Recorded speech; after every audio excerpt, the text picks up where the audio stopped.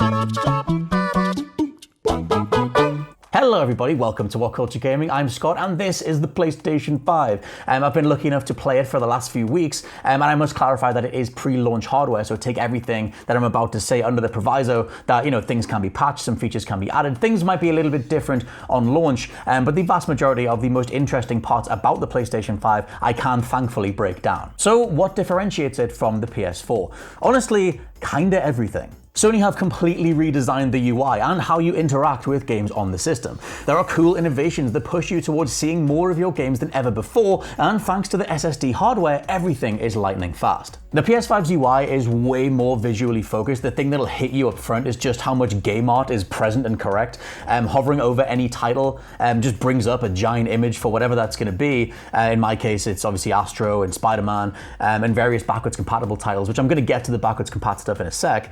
But they almost take the place of themes. I'm going to get to some negatives later on, but one prominent negative is that there are no more console themes, at least for now. Chances are they'll patch some in or whatever, but the entirety of your background is changing with every game that you're hovering on. And I have to assume that they're doing that because they want to show off each individual game's, visual sort of footprint. This idea of visuals first factors into the new card system. These are dynamically suggested cards that pop up when you tap the PS button. They could be unfinished levels or goals in-game, or there are always dedicated cards for your media library and one that pulls in the latest news and updates for games that you're playing. Now, the idea of this kind of feels a little bit more cumbersome. I said that you kind of need to get used to the UI, the way things are laid out. But once you get it down, the idea of just tapping the PlayStation button when you're in-game, bringing up a whole variety of cards relating to content that you haven't seen, in Spider-Man, for example, just lets you just pinball up and down across the New York map, hoovering up different combat challenges and just completely forgetting about any sense of loading whatsoever.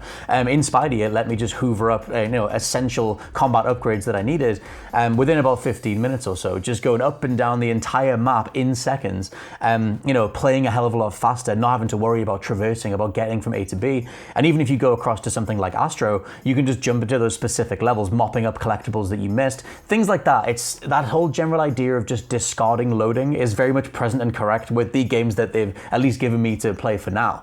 Those two titles being Astro's Playroom and Spider-Man Miles Morales.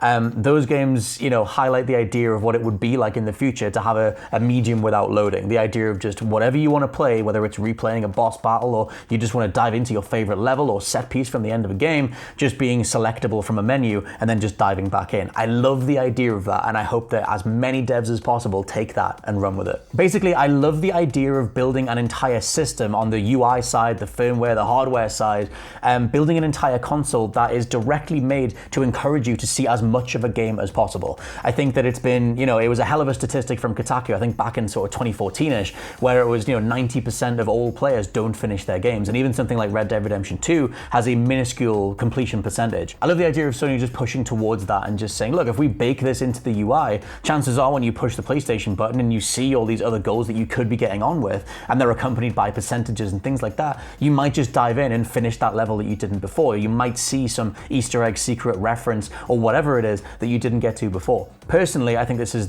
one of the biggest selling points of the system. Another thing that comes from level or goal-based cards is the inclusion of developer help. A dev can choose to leave a video embedded so that you can watch it, even pin it to the side of the screen, while trying to complete a level or goal itself. Now, it's up to the devs themselves to do this. Spider-Man didn't have any videos when I was playing, and it's important to note that these aren't always trophy guides. The trophy cards that you can bring up when you hit the PS button just tell you in the same sort of text, that same sort of potentially vague text that we had on the PS4, what to do to get that trophy. It's up to a dev whether or not the trophy goal matches up with the level goal itself. It's a simplistic trophy to be given a reward, a trophy-based reward, just for getting through a level, as opposed to, figuring out some sort of secret with the game itself that then rewards you. The idea of baking in this sort of helper stuff, these videos to guide you along, are way more just, focused towards getting you through the game at all, being able to complete levels, things like that. It's completely on the dev side, how much they want to hold your hand in getting you towards a platinum. platinum. So that whole conversation around, the value of a platinum and oh my God, everyone's going to be getting them, it's going to devalue what it means to 100% a game, you're still going to have to seek out those things. It's going to be on the devs to separate, base completion and 100% completion. Those things are still separate in the UI itself. It's worth quickly noting here, as an addendum to the whole SSD super fast loading thing, that obviously the system can load from nothing back into your game in seconds. Again, I've only really played Astro's Playroom and Spider-Man as of time of recording, but both of those games were just immediate. They were right back there. And even if you close an app down, a game down because you want to play something else, diving back into Spider-Man from Astro was still just a few seconds. It was that kind of thing where, as I was looking at the logo come up, I was like, I don't even need this. You can just load even faster. In Spidey's case, you can just go to the pause menu and turn off fast travel animations, which was a whole thing in the 2018 game where Peter Parker was on the subway and it was a whole animation loading, the portion of the open world you were traveling to. You can turn them off in Miles Morales, which is great, and just literally, second by second dive around the map or jump in and out of different games, knowing that everything will be as responsive as you want it to be. And obviously it remains to be seen whether filling this thing's hard drive up or its storage capacity up with games, will directly affect the frame rate or the actual performance, the chugginess of the UI. But right now, it very much works as advertised, which is a humongous step up from even the PS4 Pro, which if you were jumping between different menus would lag a hell of a lot in between. At this stage, I just want to shout out some cool stuff that I found playing around with the PlayStation 5 across the last couple of weeks. Number one, and this is ludicrously cool, console level difficulty selection, inversion, subtitle changes, all that stuff can be done on the console level now. So if you're an inverter like me, you want your ups to be downs, your downs to be ups, you can go into the PS5 menu, the UI, and change it so that then forces every game you go into to then be inverted. This hasn't been a thing since the Xbox 360, and I hated that it went away this generation. I was always waiting for a system level, tweak or whatever to force all games to obey the thing that I want. And alongside that, you can also tweak difficulty. If you want all your games to be easy, you can just set the console to easy, very easy in fact, and that will, tie in with whatever game you're loading up. It's a really cool idea, and even on the inversion thing, it's different based on first or third person. For whatever reason, you might want third person to be one and first to be the other. But yeah, you can set difficulty, you can invert your controls, you can choose between performance or resolution modes, which has obviously been a thing, the last sort of few games that have been top tier titles have let you choose between whether you want resolution or performance, frame rates. You can designate that on the console side, and then going forward, that should tell every game, look, I want to play everything in 60, or I want to play everything in 4K with all the bells and whistles turned on. Again, I like the idea of doing this on the system level. It reminds me of when I found it on the 360 and just how insanely cool that was. Number two, system level spoiler warnings. Again, super, super cool. This only applies to PS5 games going forward, but in the system, you can tell the PS5 to be on the lookout for spoilers. It basically refers to the idea of content being the thing that it's looking over, and the two settings are either you want it turned off altogether, you can tell it to tell you if you're about to see a scene that you haven't got to yet on your personal save, or you can tell it to inform you based on what the game devs have designated as spoilers. The fact that it refers to what it's looking over as content makes me think that it's going to refer to clip sharing and things like that, stuff that isn't covered in this particular review and things that aren't really live until nearer launch. The idea of system level spoiler stuff though is incredibly cool, especially if it ties in with YouTube or anything else on the system level. If we can get around more people being ruined, being spoiled by YouTube thumbnails and things like that, then that will be lovely. Number three, a tiny one, but they fixed the photo icon in the corner problem if you were taking multiple photos on the system. If you took more than one picture in a row on the PlayStation 4, you take a picture, it does the little icon in the corner saying, you've taken a picture. You take another one, it'll take that shot with the icon included, which meant that you couldn't really do any sort of burst photography or anything like that if you want to take multiple shots in a row. You can now do that on the PS5. The second shot, whatever multiple photos you take, any follow-up shots won't include the original confirmation that the first photo was taken. If you have experimented with this stuff, you'll know exactly what I mean, but for the general audience, just know that you can take multiple photos in a row and it'll all be lovely. Number 4, the card system lets you view new updates or various videos that have been attached to games you follow while you're still in-game. So for example, if I'm playing Spider-Man and the devs want to put out a trailer or whatever, they're doing some sort of video-based update, you can just hit the PS button, go to the card that represents Spider-Man and just watch a video game trailer or whatever else inside the card. These things seem to be changing as we get towards launch. I think that they'll start putting launch trailers for games. You know, something comes out that's a big deal, Hideo Kojima's remastering Silent Hill or whatever, they can throw that on the PS menu, so that when you pause to do anything else, you're jumping between different game goals, you catch the latest trailer, you catch the latest thing that's happening, and you can just view it right there and then. Again, because of the SSD, everything is super fast, and you don't have to even leave the game really. You're doing as much as pausing it and just watching something in a pop-in window, which is really, really cool. Number 5, double tap quick switch is back. This was something that a lot of people realized after the PS4's launch. You can double tap the home button to go back and forward between the last 2 apps that you used. That is back in this, but it's expanded. When you double tap the PS button, it brings up a bigger window on the screen itself, showing you various goals for the game you're about to go back to, because maybe you want to jump into a different part of it.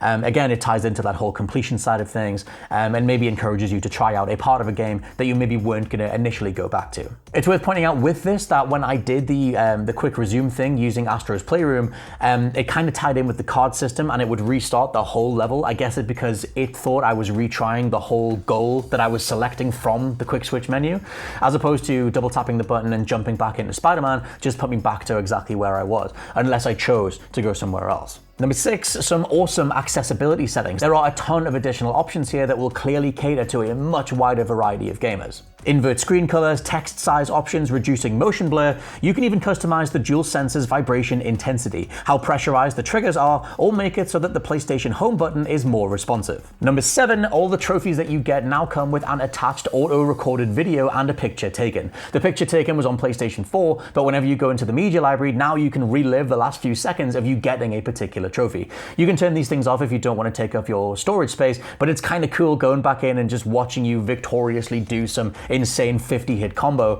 while you finally got some super rare trophy. Next up, let's talk about the controller itself. I placed mine down here, but I will talk about it a little bit. The DualSense, obviously it's chunkier than the DualShock 4, but I think it's worth sort of breaking down the things that they've sold it on, the haptic triggers, the idea that the trigger will fight you, that there's more, it's harder to pull down based on what you're doing, the variety of motors that are inside this thing too. For example, when you play Astro Boy, I keep calling him Astro Boy, Astro's Playroom, and you go to a level that is, it's raining or something, I can't get this across on video, but when you're in a level that is raining, only in Astro as an example, all the motors inside will have a low rumble underneath and various pockets of sharper rumble across the whole controller, sort of appearing randomly to try and make it feel like there's rain on your hand.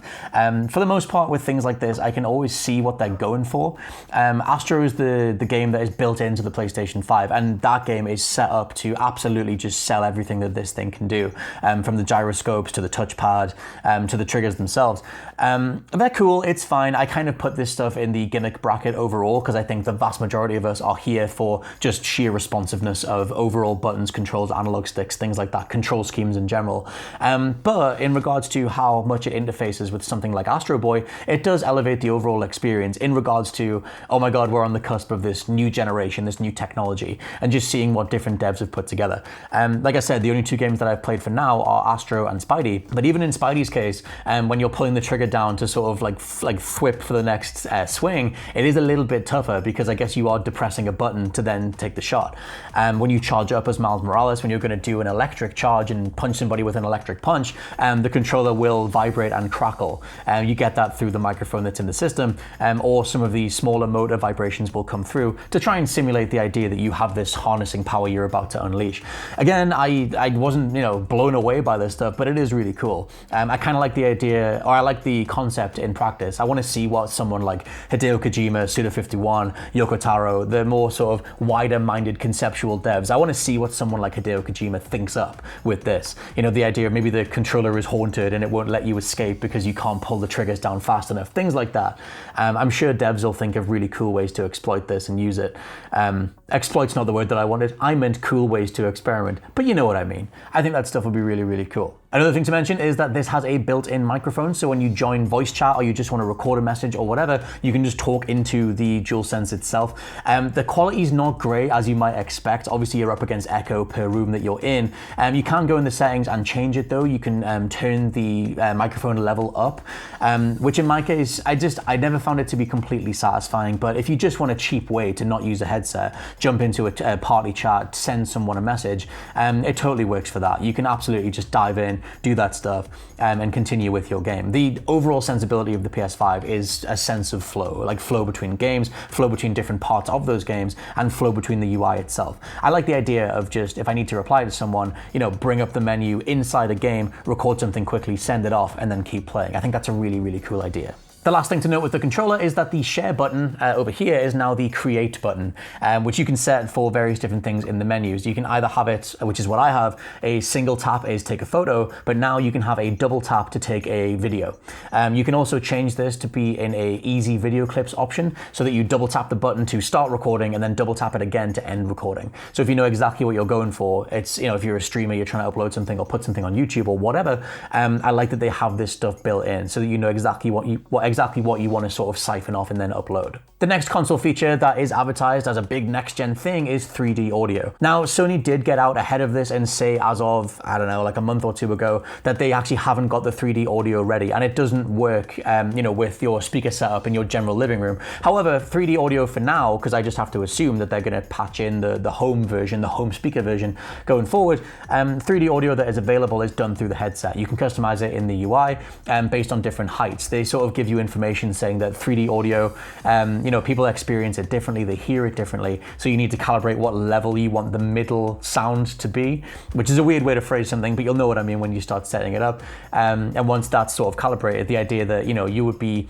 mostly on the level of a river, a babbling brook or something. Birds would be above you, and whatever would be below you, Josh Brown, I don't know, and something that makes noise below you. And once you've calibrated that, then once you put headsets on and play something like Spider-Man or Astro, you do start to get a full sort of 360 feel of everything around you. And so far I haven't had anything, it hasn't played into games in the way that something like Hellblade is built with 3D audio in mind, but it's another option. It's something that another dev team, I'm sure, will do something cool with going forward. The last big positive thing to talk about is backwards compatibility. Now, I feel like Sony haven't been that clear with backwards compatibility, mainly because they're up against Xbox just saying, look, put any disc in on the Xbox side, original Xbox, 360, whatever, it'll just work. Whereas Sony have sort of said, oh, well, 99% of PS4 games work on PS5, and that's kind of it. We're going to do the PS Plus collection. You can download a ton of PlayStation games from the last sort of 7 years.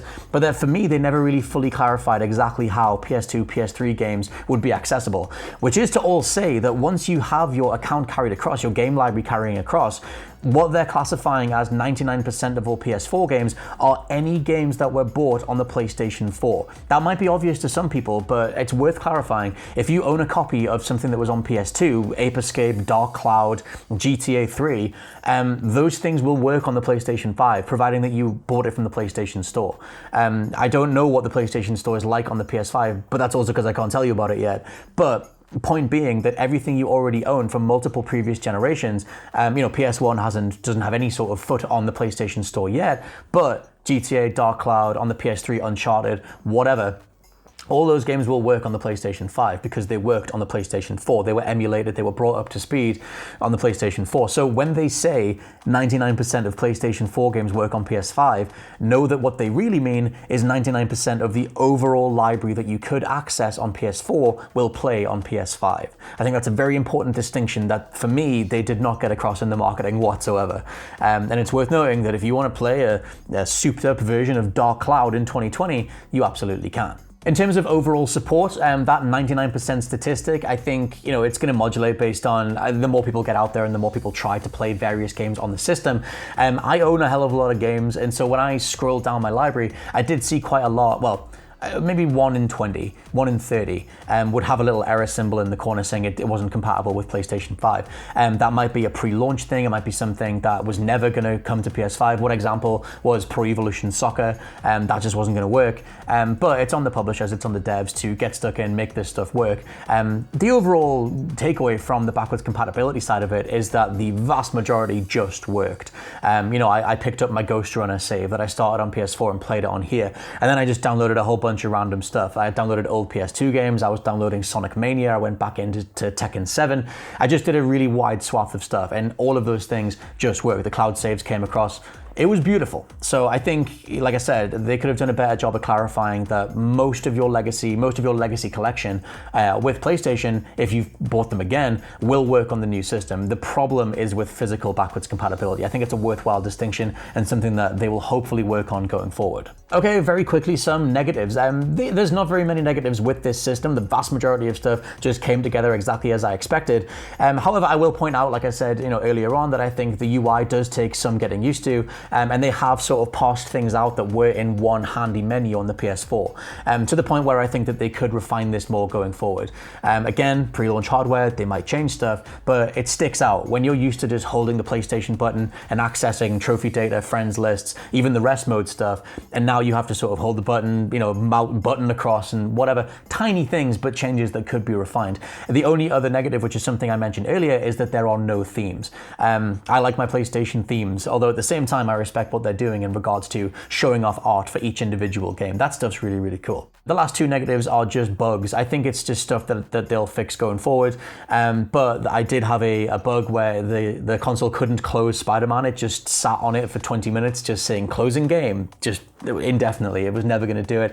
I had a weird thing where all the audio on the system completely shut off, and I had to do a full system reboot, holding the power button for 12 seconds until it completely reset itself, and then the audio came back again. Hopefully that's not indicative of the wider amount of PS5s that'll be in the wild, but it's worth pointing out because it happened to me. Overall though, I think we're in a weird spot with next generation systems. I think that we're sort of waiting for, it'll be in the next couple of years when the games that fundamentally just could not be done on previous hardware get shown off. Because right now, even something like Spider-Man is going to be available on PS4. So that makes me super curious what titles are coming in the future to take full advantage of this thing. However, based on what I've played, I am thoroughly impressed. I love that they've made a system that from the guts up is just encouraging you to see as much of as many games as possible. And that's something that I personally totally champion. I think they can refine the UI stuff going forward. And on the game side, I look forward to things like Ratchet and Clank or various other first-party titles that can completely take advantage of the SSD technology. For now, honestly, I'm pretty impressed. I want to see what comes in the future. I very much am looking forward to the likes of Ratchet and Clank or whatever other games can take full advantage of the system architecture and the SSD and things like that. But what they've put together does feel like it's bursting with potential. Maybe not potential completely capitalized on by the launch lineup, but we never see that anyway. For now, this is an incredibly solid system. I'd love to hear what you think about it down in the comments, and I will be doing a question and answer video in the coming weeks to get on top of anything more specific that you'd like to know about. For now, I've been Scott from WhatCulture.com, and I'll catch you soon.